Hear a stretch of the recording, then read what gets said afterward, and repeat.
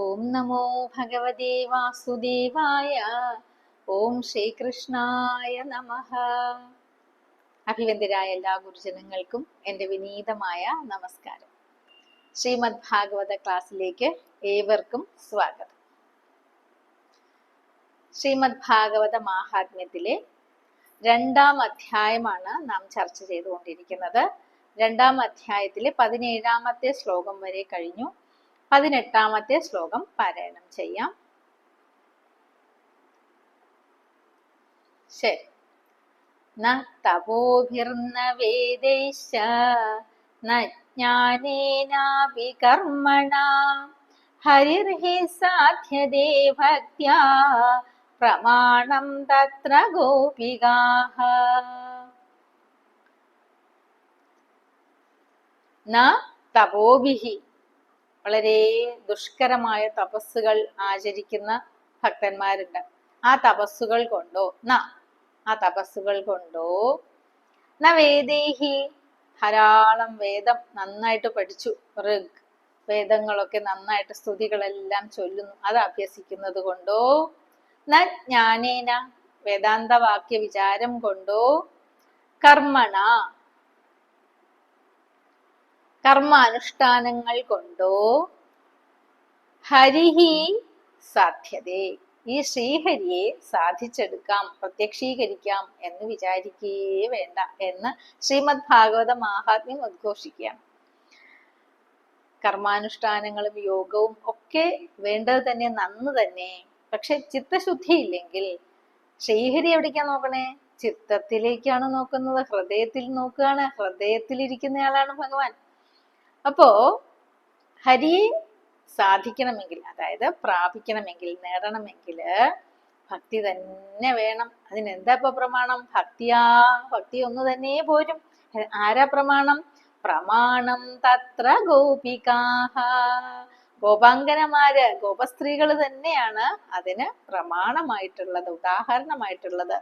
അവരുടെ ഭക്തിക്ക് തുല്യമായിട്ട് മറ്റ് ആർക്കും തന്നെ ഭക്തിയില്ല എന്ന് നാരദ ഭക്തി സൂത്രത്തില് ഒക്കെ വർണ്ണിക്കും.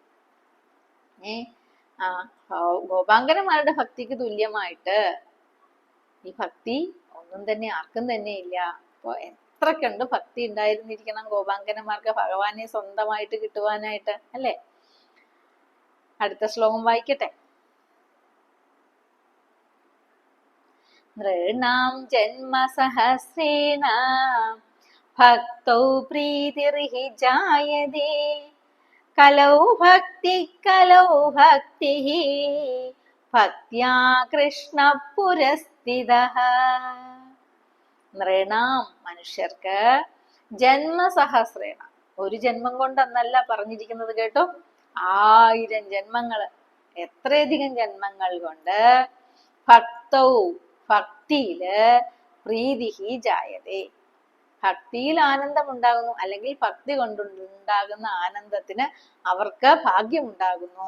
ഭക്തി ഹൃദയത്തിൽ വസിച്ചാലല്ലേ ഭക്തി കൊണ്ട് ആനന്ദം ഉണ്ടാവുള്ളൂ.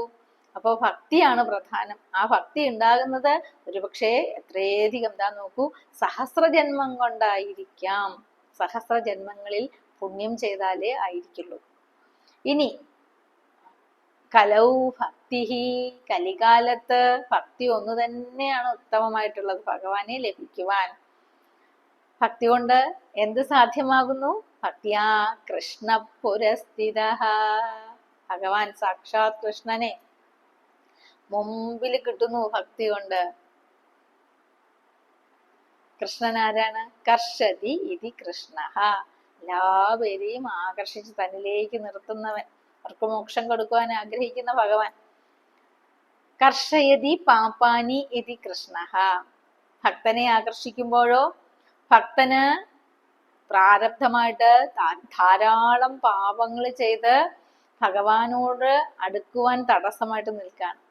ഈ ഭക്തനെ ആകർഷിക്കുമ്പോൾ ഭക്തന്റെ പാപങ്ങളെയാണ് ഭഗവാൻ ഇല്ലായ്മ ചെയ്യുന്നത്. അങ്ങനെ പാപമെല്ലാം പോയി കഴിഞ്ഞാൽ ചിലപ്പോ ജന്മസഹസ്രേണ, 1000 ജന്മങ്ങൾ കൊണ്ട് ഭഗവാനെ പ്രാപിക്കുവാൻ സാധിക്കും. ചിലപ്പോ ഈ ജന്മം കൊണ്ട് തന്നെ സാധിക്കും. ഭക്ത്യാ കൃഷ്ണ പുരസ്ഥിതഃ, ഭഗവാനെ പ്രത്യക്ഷനായിട്ട് കാണാം, ഭാഗവതം തന്നെ ധാരാളം ഉദാഹരണം തരുന്നുണ്ട് നമുക്ക്. പ്രഹ്ലാദകുമാരന്റെ, ധ്രുവകുമാരന്റെ, നാരദ മഹർഷിയുടെ. പിന്നെ സമീപം നമുക്ക് ഇപ്പോ ഈ കാലത്തൊക്കെ നമ്മൾ ചിന്തിക്കുകയാണെങ്കിൽ എനിക്ക് ഏറ്റവും എളുപ്പം ഓർമ്മ വരുന്നത് ആ നെന്മിനി ഉണ്ണിയാണ്. എപ്പോഴും എനിക്ക് ഓർമ്മ വരുന്നത് നെന്മിനി ഉണ്ണിയാണ്. നെന്മിനി ഇല്ലത്തെ ഉണ്ണി. അച്ഛൻ അന്ന് പൂജയ്ക്ക് അച്ഛന് സാധ്യം അല്ല, അച്ഛനാണ് എന്നും കണ്ണനെ പൂജിക്കുന്നത്. അന്ന് മറ്റൊരു പൂജ കിട്ടിയിട്ടുണ്ട്, അപ്പൊ അവിടെയും പോകണം. ആര് പൂജിക്കും? ഉണ്ണി പൂജിച്ചോളൂ കേട്ടോ എന്നല്ലേ ഏൽപ്പിച്ചത്. ഉണ്ണിക്ക് പൂജ വശമാണോ? എന്തായാലും അന്നത്തെ സാഹചര്യം ഒക്കെ എല്ലാവർക്കും അറിയും അല്ലേ. അപ്പൊ എന്തായാലും ഉണ്ണിയെ പൂജ ഏൽപ്പിച്ചു, ശ്രദ്ധയോട് ചെയ്യൂ പറഞ്ഞു. ഉണ്ണി പൂജിക്കാൻ പോയി. കണ്ണനെ നന്നായിട്ട് പൂജിച്ചു, അലങ്കരിച്ചു, ഒരുക്കി, ഒക്കെ നന്നായിട്ട് ചെയ്തു. നിവേദ്യം കൊടുക്കണം. അച്ഛൻ നിവേദ്യം കൊടുത്ത് ഉണ്ണി കണ്ടിട്ടില്ല. ഉണ്ണി നിവേദ്യപാത്രമൊക്കെ ആയിട്ട് കണ്ണന്റെ അരികിൽ ചെന്ന് കണ്ണനോട് നിവേദ്യം വെച്ചിട്ട് കഴിക്കാൻ ആഗ്രഹിച്ചു. ചോദിച്ചു, ഉണ്ണി, കണ്ണൻ വന്ന് കഴിച്ചോളൂ. ഉണ്ണിക്കും കണ്ണനും ഒരേ പ്രായമാണെന്ന് കൂട്ടിക്കോളൂ. ഉണ്ണി വാരി കഴിക്കും, കണ്ണനും വാരി കഴിക്കും എന്നാണ് ഉണ്ണി കരുതിയിരിക്കുന്നത്. കണ്ണനെ വിളിച്ചു. എൻ്റെ ഭക്തി പോരാഞ്ഞിട്ടോ, പൂജ പിഴച്ചിട്ടോ, മന്ത്രം പിഴച്ചിട്ടോ, ഭഗവാൻ എന്നോട് അലിവില്ലാഞ്ഞിട്ടോ ഉണ്ണി കരയാൻ തുടങ്ങി. ഏറെ നേരം കഴിഞ്ഞിട്ടും വാതിൽ തുറക്കുന്നില്ല. പുറത്ത് നിൽക്കുന്നവരൊക്കെ അക്ഷമരായിട്ടിരിക്കുകയാണ്. ഇത് കഴിഞ്ഞിട്ട് ഇറങ്ങണ്ടേ? ഉണ്ണി ഇറങ്ങുന്നുമില്ല. ഉണ്ണിയുടെ ഭക്തിയിൽ മതിമറന്ന് സംപ്രീതനായിരിക്കുന്ന ഭഗവാൻ അതാ ഉണ്ണിയുടെ മുമ്പിൽ പ്രത്യക്ഷപ്പെട്ടു. ഉണ്ണിക്കും വാരി കൊടുത്തു പാൽപ്പായസം. കണ്ണനും കഴിച്ചു. ഉണ്ണിയുടെ മുഖത്ത് കവിളത്തൊക്കെ തേച്ചു കൊടുത്തു, കണ്ണനും കഴിച്ചു. ഉണ്ണി കുറേ സമയം കഴിഞ്ഞ് വാതിൽ തുറന്ന് പുറത്തു വന്നു. പാത്രത്തില് ഇത്രയേ ഉള്ളൂ. എവിടെ? ഇന്ന് ഇത് കൊണ്ടുപോയിട്ട് വേണം ഗ്രഹത്തിലും. അപ്പോ എല്ലാവരും ചോദിച്ചു, എവിടെ പ്രസാദം? എവിടെ പ്രസാദം? അങ്ങനെ തന്നെയേ എല്ലാവരും കണ്ടിട്ടുള്ളൂ. ഉണ്ണി കൊടുക്കുന്ന മാതിരി, കണ്ണൻ മുഴുവൻ പ്രസാദം കഴിക്കുന്ന മാതിരി അന്നോളം ആരും കണ്ടിട്ടില്ല. അച്ഛന് പരാതി പോയി. അച്ഛൻ വൈകിട്ട് വന്നു, വിവരമൊക്കെ അറിഞ്ഞു.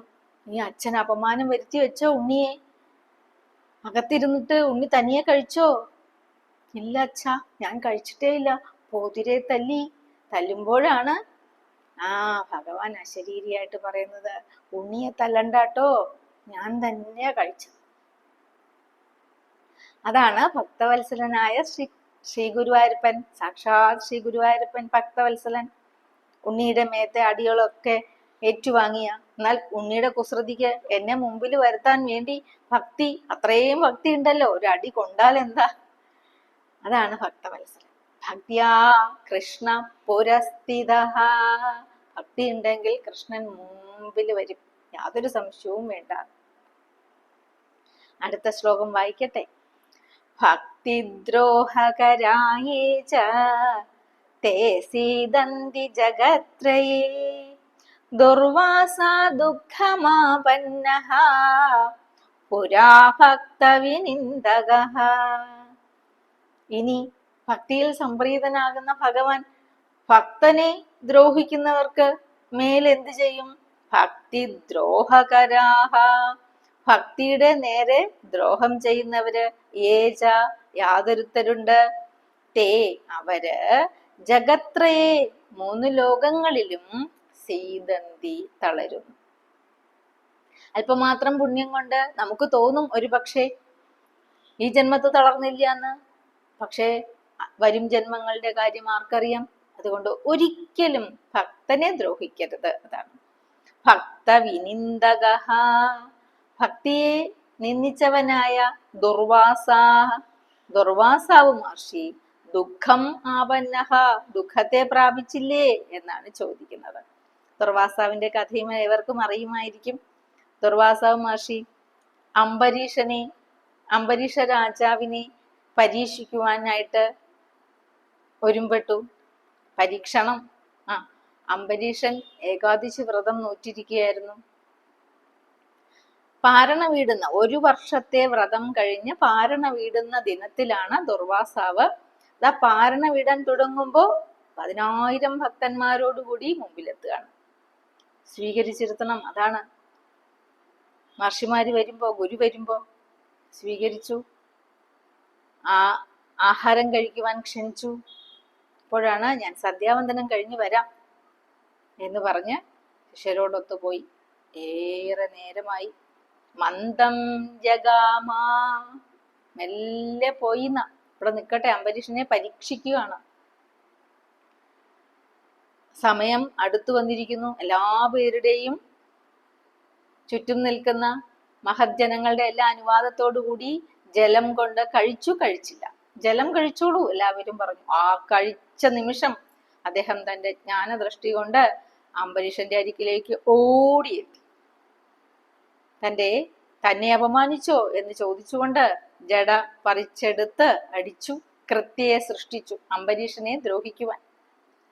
നിർബധിർന്ന പദാച്ചകമ്പേ, നിന്നിടത്തു നിന്ന് അനങ്ങിയില്ല അംബരീഷ മഹാരാജ. എന്തുകൊണ്ട്? ഭഗവാനിൽ ഞാൻ ഭക്തിയുള്ളവനാണ്. ഈ പരീക്ഷണത്തെ ഭഗവാൻ അതിജീവിക്കുവാനുള്ള പ്രാപ്തി എനിക്ക് തരട്ടെ. അപ്പോഴാണ് ഭഗവാന്റെ കയ്യിൽ തൃക്കരങ്ങളിൽ ഇരിക്കുന്ന സുദർശനം ഭക്തനെ രക്ഷിക്കുവാനായിട്ട് ഓടിപ്പാഞ്ഞു ചെല്ലുന്നത് മഹർഷിയുടെ നേരെ. മഹർഷി ലോകം മുഴുവനും ഓടി എല്ലാ ദേവന്മാരുടെ അടുക്കലും ശരണം പ്രാപിച്ചു.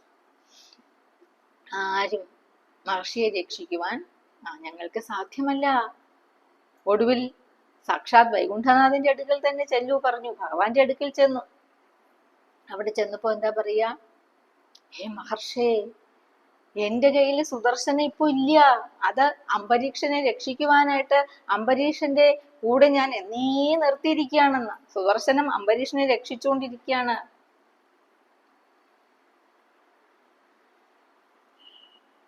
വേഗം അംബരീഷനെ ശരണം പ്രാപിക്കൂ. മഹർഷി പോകുമ്പോഴാണ്, ഹേ മഹർഷേ, ജ്ഞാനം തപശ്ച വിനയാന്വിതമേവ മാന്യം. തപശക്തി ഉണ്ട് അങ്ങയ്ക്ക്, ജ്ഞാനം ഉണ്ട് അങ്ങയ്ക്ക്. പക്ഷെ ജ്ഞാനവും തപസ്സും വിനയം കൊണ്ടേ ശോഭിക്കുക എന്ന് പറഞ്ഞു കൊടുക്കുന്നത്. അങ്ങനെ മഹർഷി തിരിച്ചു വരുമ്പോ അംബരീഷന്റെ പാദങ്ങളിലേക്ക് ശരണം പ്രാപിക്കാൻ വരുമ്പോഴാണ് അംബരീഷൻ പാദം പിൻവലിക്കുന്നത്, മഹർഷിയെ ഊട്ടുന്നത്. അങ്ങനെയാണ് ആ ദുർവാസ മഹർഷിയുടെ അംബരീഷനെ പരീക്ഷിക്കുവാൻ മുതിരുന്ന കഥ. അപ്പൊ അങ്ങനെ ഉണ്ടാകരുത്. അടുത്ത ശ്ലോകം വായിക്കട്ടെ. അലം വ്രതൈരലം തീർത്ഥൈഃ അലം യോഗൈരലം മഖൈഃ അലം ജ്ഞാനകഥാലാഭൈഃ ഭക്തിരേവ മുക്തിദാ. നേരത്തെ പറഞ്ഞതുപോലെയാണ്,